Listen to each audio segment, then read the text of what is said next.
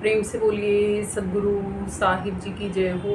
सतनाम साहिब। आप सभी को मेरा प्रेम भरा सतनाम साहिब। आज हम कबीर साहिब जी की श्रीवाणी ले रहे हैं, जो कि भजन के माध्यम से है।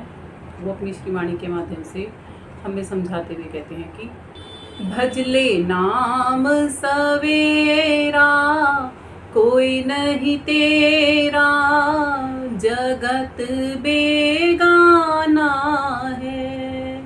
भजले नाम सवेरा, कोई नहीं तेरा, जगत बेगाना है, जगत बेगाना है।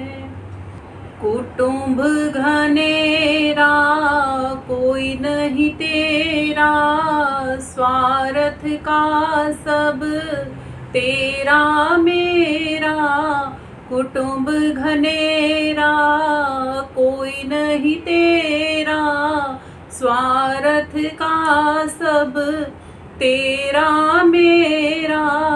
एक दिन जंगल में होगा डेरा, कोई नहीं तेरा है, हो कोई नहीं तेरा है। भजले नाम सवेरा, कोई नहीं तेरा, जगत बेगाना है, जगत बेगाना है। कोई कोई साथी तेरे चले गए हैं, कोई जाने को तैयार भये हैं। कोई कोई साथी तेरे चले गए हैं, कोई जाने को तैयार भये हैं। तू क्यों करता है मेरा समझ का फेरा है, हो कोई नहीं तेरा है। भजले नाम सवेरा, कोई नहीं तेरा, जगत बेगाना है, जगत बेगाना है। कोई कोई साथी तेरे चले गए हैं, कोई जाने को तैयार भये हैं। कोई कोई साथी तेरे चले गए हैं, कोई जाने को तैयार भये हैं। तू क्यों करता है मेरा समझ का फेरा है, हो कोई नहीं तेरा है। भजले नाम सवेरा, कोई नहीं तेरा, जगत बेगाना है, जगत बेगाना है। नगरी में चोर घनेरा, लूट धन तेरा है, हो कोई नहीं तेरा है। भजले नाम सवेरा, कोई नहीं तेरा, जगत बेगाना है, जगत बेगाना है। कहे कबीर बिना गुरु पूरे, सब ही काम तेरे रह गए अधूरे। कहे कबीर बिना गुरु पूरे, सब ही काम तेरे रह गए अधूरे। जन्म मरण का फेरा, मिटे नहीं तेरा है, हो कोई नहीं तेरा है। भजले नाम सवेरा, कोई नहीं तेरा, जगत बेगाना है, जगत बेगाना है। साहिब कहते हैं कि सुबह भजले क्या नाम। क्यों? क्योंकि कोई यहाँ पर हमारा अपना नहीं है। ये जगत बेगाना है। ये जगत बेगाना इसलिए नहीं है कि यहाँ के रिश्ते नाते ही नकली हैं। ये जगत बेगाना इसलिए भी है कि एक दिन इसको छोड़कर हमें चले जाना है। सभी यहाँ पर स्वार्थों के रिश्ते नाते निभाते हैं। स्वार्थ पूरा होता है, मतलब निकल जाता है, तो व्यक्ति विशेष छोड़ के चले जाते हैं। कि रिश्ते कभी नहीं बदलते, रिश्ते निभाने वाले बदल जाते हैं।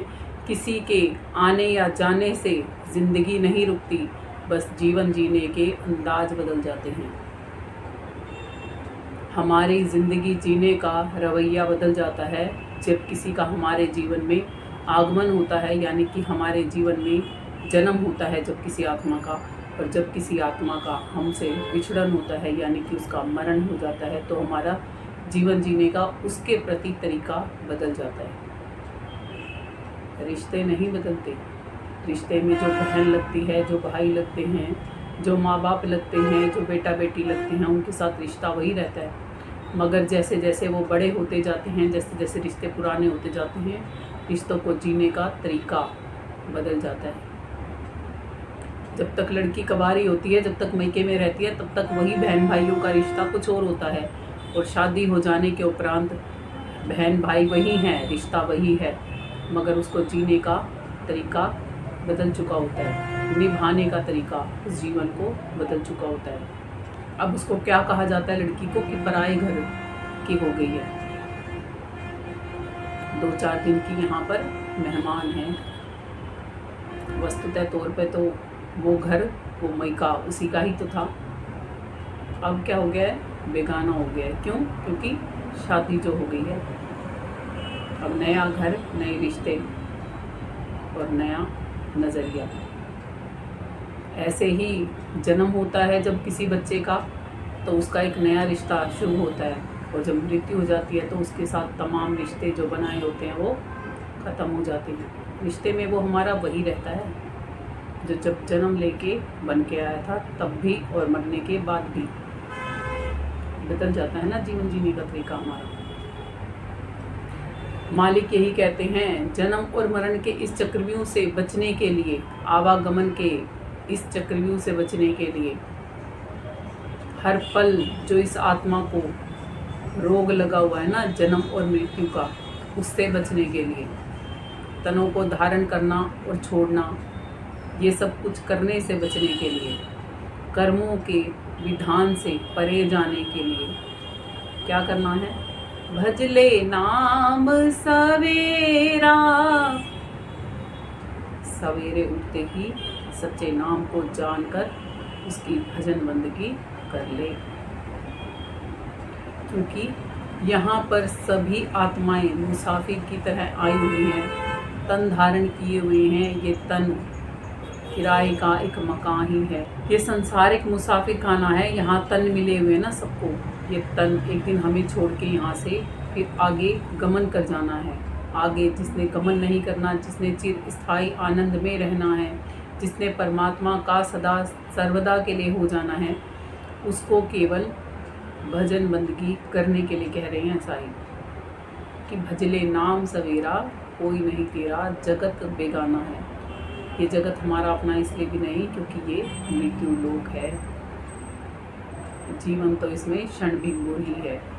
आगे साहिब कहते हैं, कुटुंब घनेरा कोई नहीं तेरा, स्वार्थ का सब तेरा मेरा, जंगल में होगा डेरा, हो एक दिन तेरा है।